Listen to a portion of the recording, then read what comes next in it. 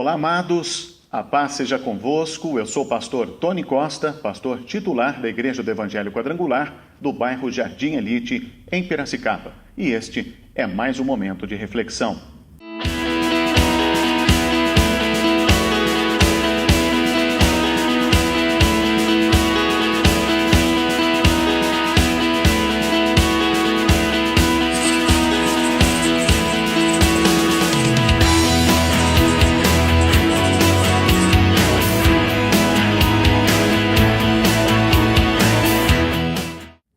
Queria compartilhar com os amados um trecho da palavra que está em Atos dos Apóstolos, no capítulo de número 10, a partir do versículo de número 25.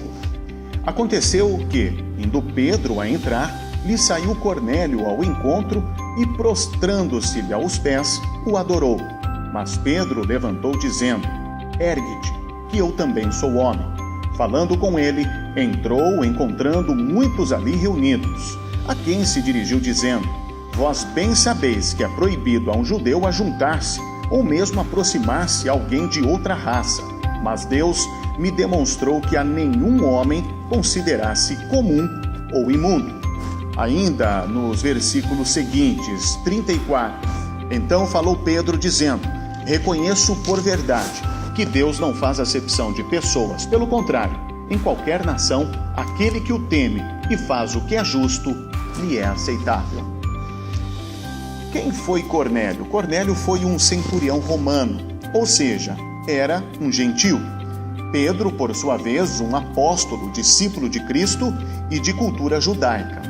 Nós sabemos que, de acordo com a palavra de Deus, o povo judeu foi o povo escolhido, um povo com quem Deus estabeleceu uma aliança, e que isso perdurou até a vinda de Cristo. Mas sabemos que pelo sangue do Senhor Jesus Cristo, a nova e eterna aliança, aí sim é o que tem validade. Hoje, todos nós temos acesso e livre acesso ao Senhor. Mas enfim, o que eu queria dizer é que a palavra não tem prazo de validade. Atos dos Apóstolos foi escrito nesta época pelo evangelista Lucas e foi destinado e dirigido a uma sociedade. A palavra não tendo prazo de validade, 2000 anos depois, nós vemos a mesma palavra se encaixando aos problemas que a nossa sociedade atual também tem enfrentado. Quer ver só um exemplo? Muitas pessoas me perguntam na rua: Pastor Tony, o senhor a que grupo pertence? Aos puritanos, aos pentecostais ou aos neopentecostais? Eu costumo responder que a nenhum deles. Eu pertenço ao grupo que segue Jesus Cristo. Eu pertenço a um grupo que tem como motivação aquilo que Jesus nos ensinou.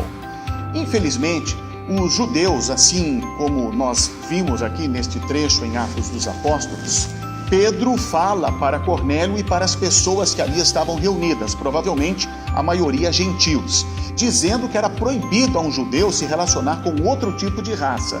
Ou seja, o que me faz diferente de ser evangélico, cristão, católico, espírita, ou seja lá qual for a religião? Eu não posso conviver com as demais pessoas? É um erro de muitos acharem que em nome da religião estão acima de qualquer outra pessoa. Hoje, infelizmente, principalmente no meio protestante, nós vemos pessoas se intitulando defensoras do evangelho, pessoas se intitulando reformadoras, mas que não deixam de ser rebeldes, porque todo tipo de rebeldia de pessoas que criaram em cima de uma determinada doutrina, em cima de um determinado dogma, um determinado fanatismo, e isso gerou revoluções que acabaram até em mortes. Nós tivemos em 1600 aproximadamente um conflito chamado de Guerra dos 30 Anos, que foi lá na Irlanda, entre protestantes e católicos. Inclusive uma guerra que até hoje, no contexto histórico, é comentada. Mas temos ainda esses conflitos, não só no meio protestante como católico, mas inclusive no próprio meio protestante, ou seja, no meio evangélico. Pessoas que se intitulam detentoras da verdade absoluta. Quem sou eu para garantir isso? No tema da reflexão passada, nós falávamos muito sobre isso, que se nós fôssemos julgados por seres humanos, tanto eu como você, já estaríamos condenados. Mas quem vai nos julgar é Deus. Nós somos imagem e semelhança do Senhor. E aqui nós temos um exemplo clássico de um homem, Cornélio, um centurião romano, porém temente a Deus. Quando nós tememos a Deus, nós também tememos o pecado, porque sabemos que colheremos consequências de tais atos. Agora, se nós seguimos uma doutrina A ou uma doutrina B, a questão é de que forma que ela vai se manifestar, mas temos que produzir frutos. Todo tipo de rebeldia, hoje em dia nós vemos muitos pregadores pregando ódio, pregando dissensões, pessoas que formam rebeliões, defendendo uma crença, defendendo de uma certa forma aquilo que elas creem. Porém, nós sabemos que Cristo condenou veementemente todo tipo de facção. Nós vemos exemplos clássicos entre os judeus, dois tipos de seitas judaicas na época em que Cristo esteve pregando o evangelho, os fariseus e os saduceus, que criam no oposto. Enquanto que os fariseus criam no sobrenatural, os saduceus, eles eram antissobrenaturalistas, não criam no sobrenatural, porém se uniram num único propósito, em querer condenar a Cristo. Por que nós cristãos, seja de placa A de igreja ou placa B de igreja, por que nós não unimos e vamos levar o evangelho de Cristo? Assistir as pessoas que estão realmente necessitando de ajuda, fazer com que muitos depressivos voltem a ter uma alegria, uma motivação para viver pregando essa luz do evangelho. Não querendo dizer quem está errado ou quem está certo, não cabe a nós seres humanos, essa não é a nossa função, é a função de Deus. Se alguém está usando o evangelho com segundas intenções, pode ter certeza, não vai durar por muito tempo. Agora, o que nós temos que refletir? Primeiro, a qual grupo eu pertenço?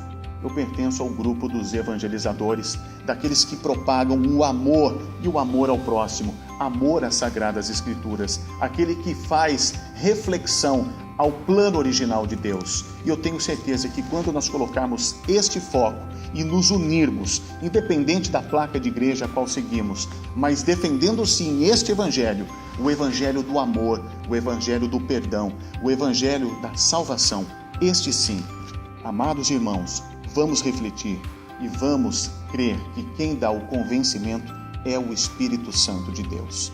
Ele está aqui, Ele é o Consolador e essa é a promessa do Senhor Jesus, que estaria conosco, na pessoa do Espírito Santo, até a consumação dos séculos. Vamos parar com brigas, vamos parar com discussões, vamos pregar o Evangelho dentro da denominação que defendemos, sim, mas aqueles que realmente necessitam. Vamos parar de atacar os outros, vamos nos unir por uma causa, propagar um mundo melhor. Que Deus abençoe a sua vida grandemente, em nome de Jesus, e até a próxima.